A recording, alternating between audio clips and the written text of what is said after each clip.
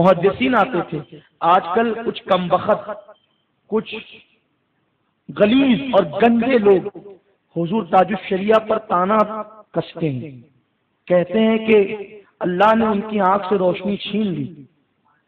ایک پاکستان کا آوارہ اور انتہائی بدترین انسان جو حضور کے بارے میں غلط خواب پڑتا ہے، وہ آیا اور آنے کے بعد اس نے حضور تاج الشریعہ کو بے بصارت اور بے بصیرت کہہ کے گالیاں دی۔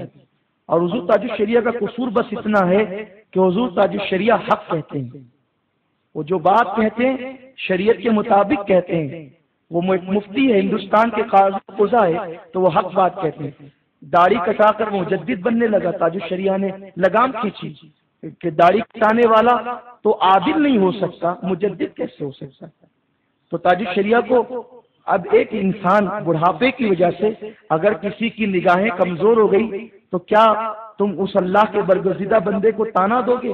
اگر تاج الشریعہ کی نگاہوں کی کمزوری کی بنیاد پر لوگ ان کا مذاق اڑاتے ہیں تو عبداللہ ابن عباس کی نگاہیں بھی تو آخر وقت میں ختم ہو گئی تھی، حضرت عبداللہ ابن عباس نابینا ہو گئے تھے۔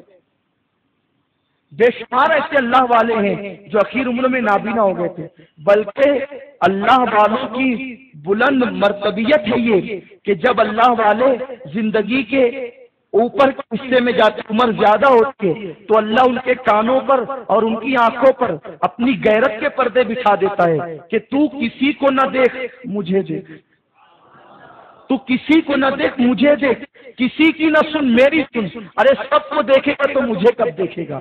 تو یہ اللہ والوں کے مراتب ہیں۔ مگر ایک آوارہ عقیدہ اور آوارہ عمل انسان آیا، اس نے تاج الشریعہ کو گالی دی۔ میں وہی بتانا چاہ رہا ہوں کہ ایک اللہ کے ولی